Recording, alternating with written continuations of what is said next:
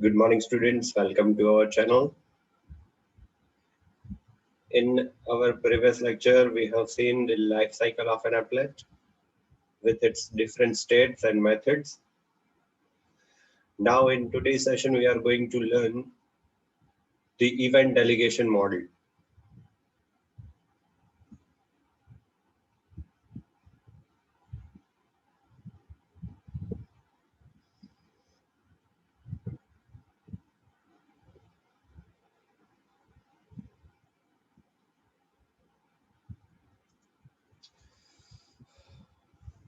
Now, what is it?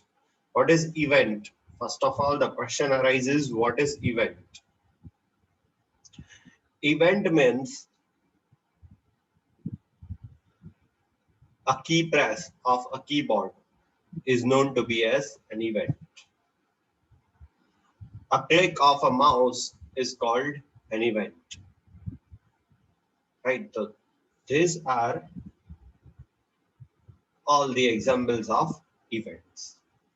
Now, what does it mean, event delegation model? In today's lecture, we are seeing the theory of this topic, event delegation model, right?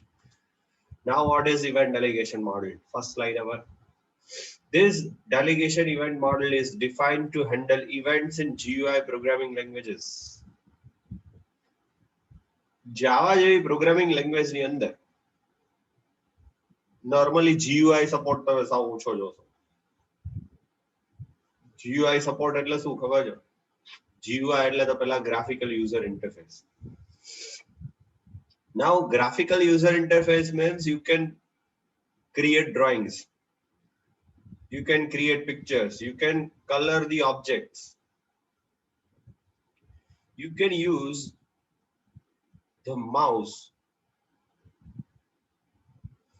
So it is said to be as the GUI programming.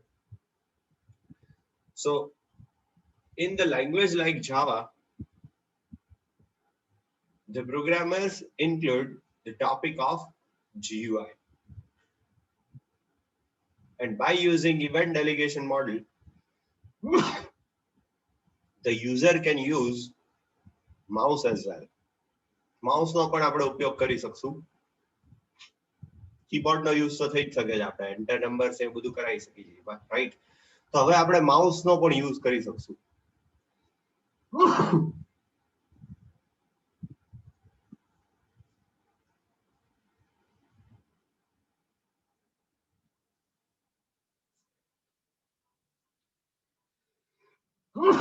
Excuse me. The GUI stands for graphical user interface, right? The full form of GUI is graphical user interface, where a user graphically or visually interacts with the system.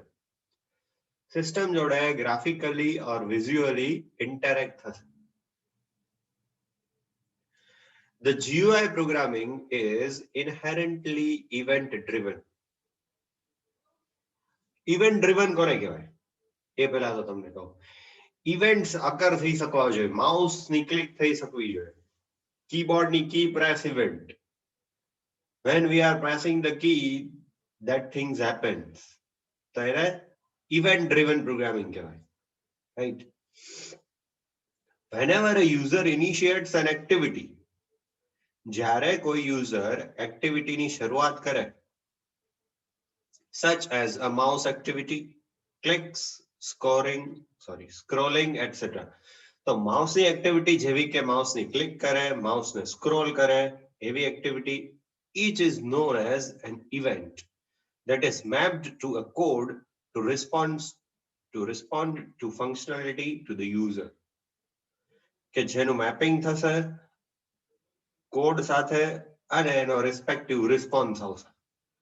તો આવા event ને response કરી શકે એને આપણે event delegation model કહીશું.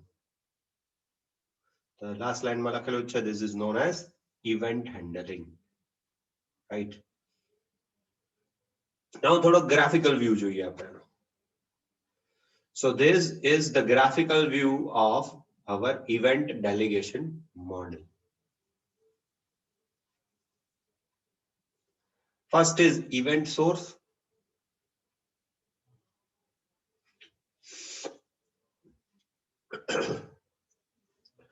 Now under which is listener object and in the left is listener interface.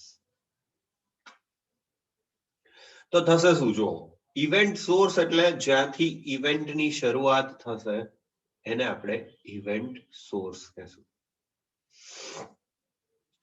જેમ કે માઉસ છે, માઉસની ક્લિક ઇવેન્ટ છે, કીબોર્ડ છે, કીબોર્ડની કોઈ કી પ્રેસ ઇવેન્ટ છે. So this all are initiates from the event source. બરાબર. તો ઇવેન્ટ સોર્સ માંથી કોઈ ઇવેન્ટ ઇન્વોક થશે. ઇન્વોક થવું એટલે કોલ થવું. તો જો તમે રાઈટ હેન્ડ સાઈડમાં જોઈ શકો છો ઇન્વોક્સ વાળી લાઈન. એ ડાયરેક્ટ ક્યાં આવે છે? લિસનર ઓબ્જેક્ટમાં. લિસનર ઓબ્જેક્ટ એટલે શું? તો કે કોઈ ઇવેન્ટ અકર થવાથી શું પરફોર્મ કરાવવું છે. માનો કે કી પ્રેસ કોઈ આપણે કરીએ તો કી પ્રેસ ઇવેન્ટ ની અંદર જે કોડ લખેલો હોય એ એકચ્યુઅલી એક્ઝિક્યુટ થશે. તો આ સૌથી નીચેનો જે લિસ્નર ઓબ્જેક્ટ છે ને એના માટે રિસ્પોન્સિબલ છે એનો કોડ એક્ઝિક્યુટ કરવા માટે. અને આફ્ટર એક્ઝિક્યુટિંગ ધેટ કોડ અને એ કોડ જ્યારે કમ્પ્લીટ થાય એનું એક્ઝિક્યુશન જ્યારે પૂરું થાય ત્યારે શું થશે? તો કે control will transfer two listener interface. Listener interface છે એ શું કરશે ખબર છે? આપણા ઇવેન્ટના ઓબ્જેક્ટને અને કોડિંગને એકબીજાને રિલેટ કરવાનું કામ કરશે. બરાબર છે? તો બહુ જ ઇમ્પોર્ટન્ટ વસ્તુ છે.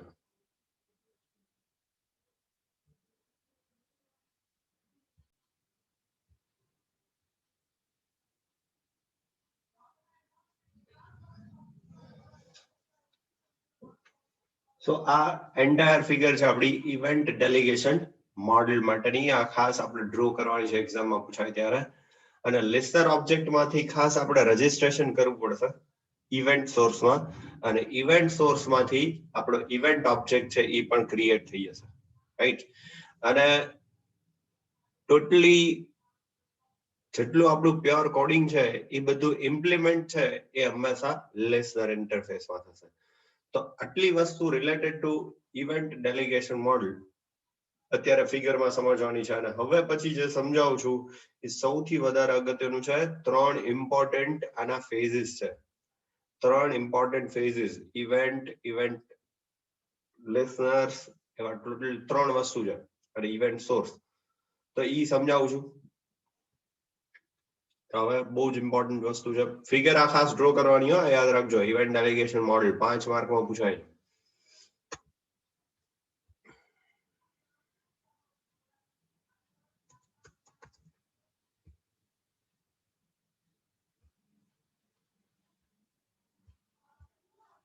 સ્ટાર્ટ કરે.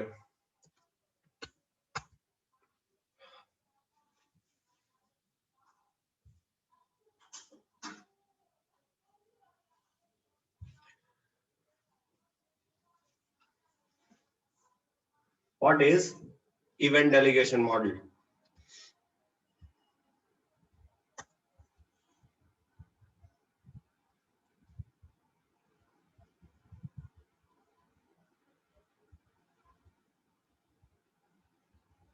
एक सेकेंड.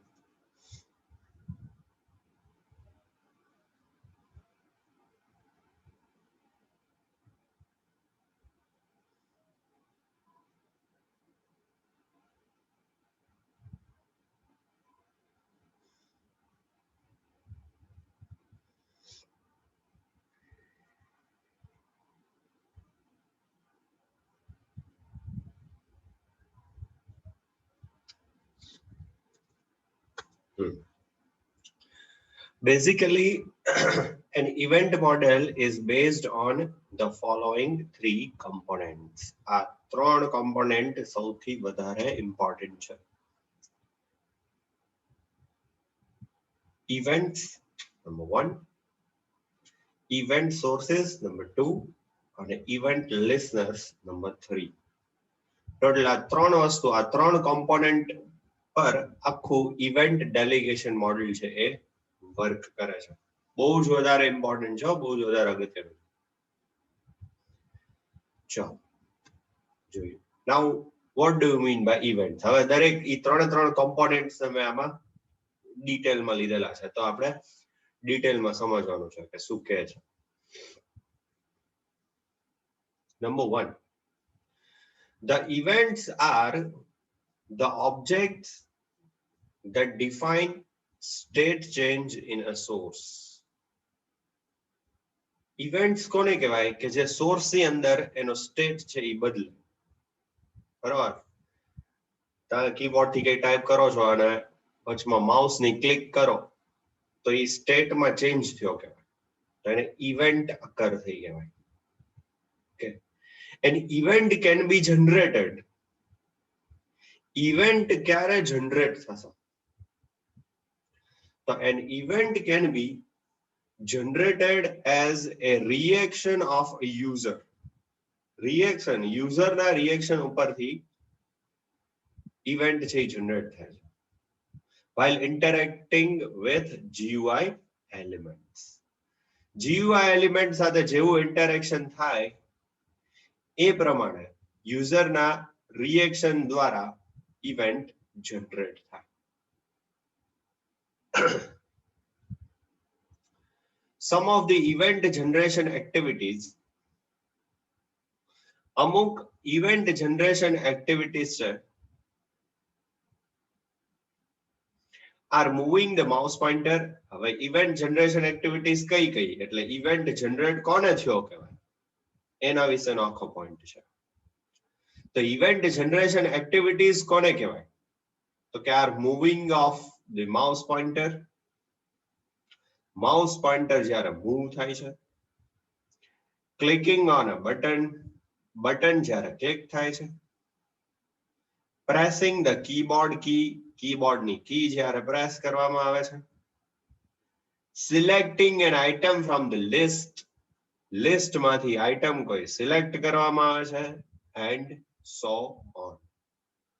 આ દરેક વસ્તુ જે છે એને આપણે ઇવેન્ટ જનરેશન એક્ટિવિટીઝ કહે છે. આ બધા અલગ અલગ પ્રકારના ઇવેન્ટ્સ છે. તો આ સેશન અત્યારની આપણી આ જે આખી સ્લાઇડ છે એ ટોટલી ઇવેન્ટ બેઝ પર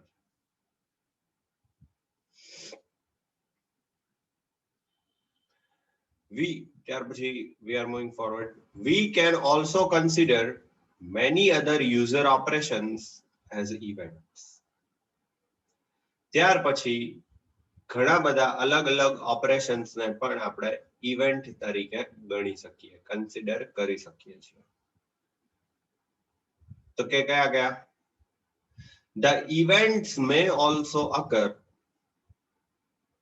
that may be not related to the user interactions.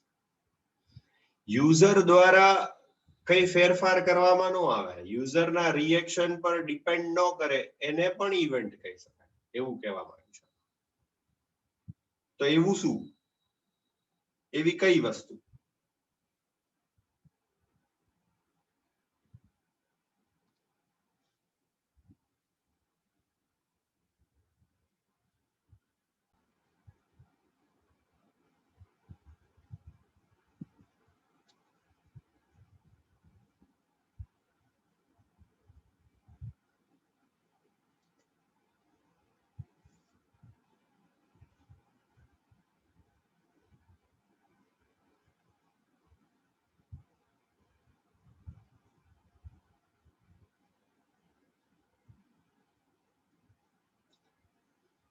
સો આપણે ઇવેન્ટ્સમાં વાત કરી એ પ્રમાણે લાસ્ટમાં શું કીધું કે ભાઈ સેકન્ડ લાસ્ટ પોઈન્ટ એટલે એવો છે કે જેમાં યુઝરનું કોઈ ઇન્ટરેક્શન ન હોય તો પણ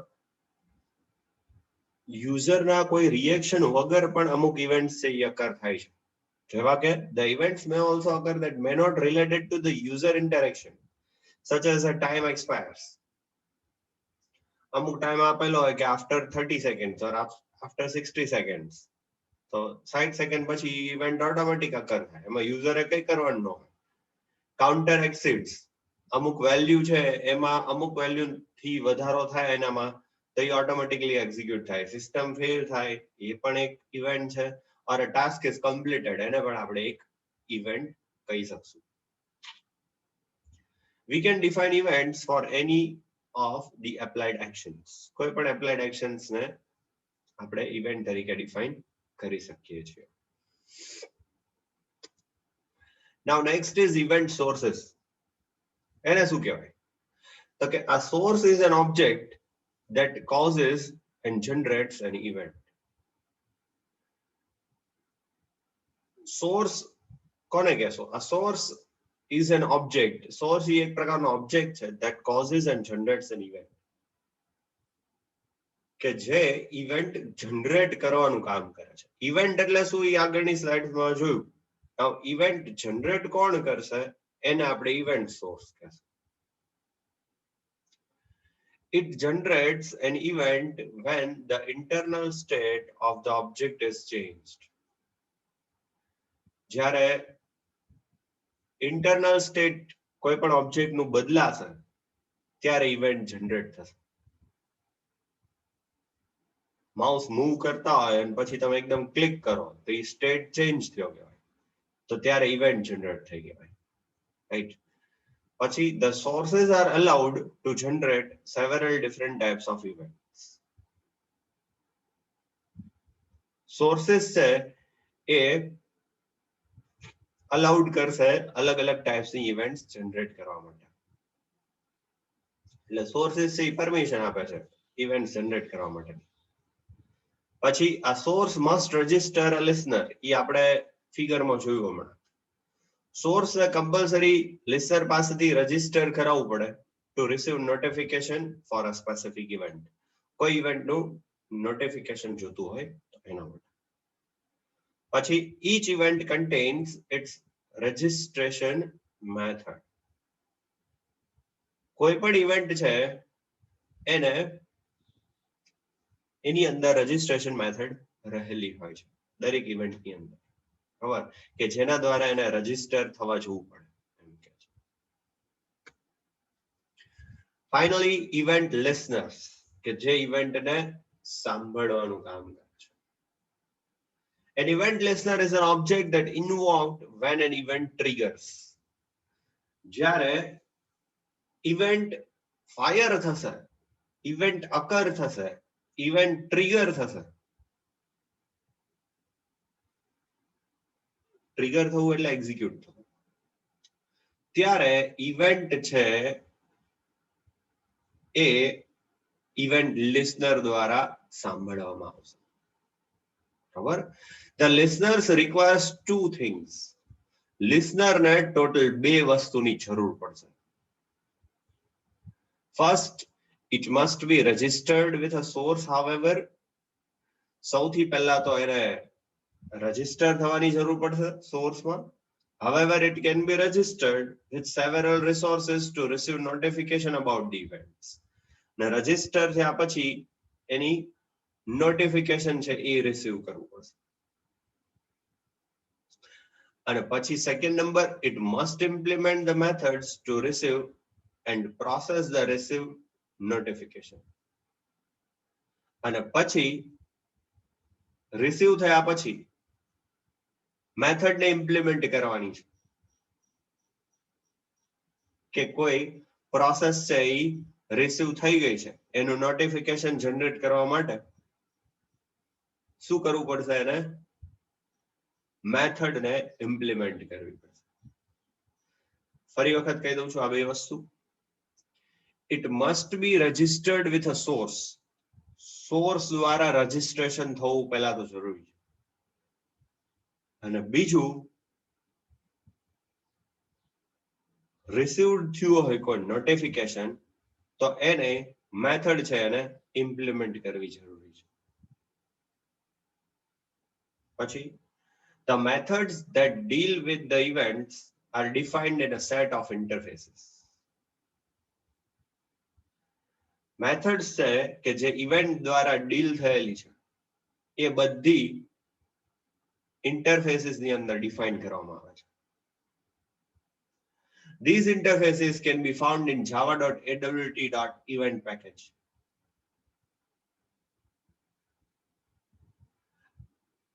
આ બધા ઇન્ટરફેસીસ એ java.awt.event package ની અંદર આપણને મળી રહેશે. Full form of AWT, Abstract Window Toolkit, યાદ રાખવાનું છે. For example, the mouse motion listener interface provides two methods when the mouse is dragged and moved. Mouse જ્યારે ડ્રેગ થતું હોય અથવા માઉસ જ્યારે મૂવ થતું હોય તો એવી બે મેથડ છે કે જે માઉસ મોશન લિસનર ઇન્ટરફેસ એ પ્રોવાઈડ કરે છે. And last, any object can receive and process these events if implements the mouse motion listener interface.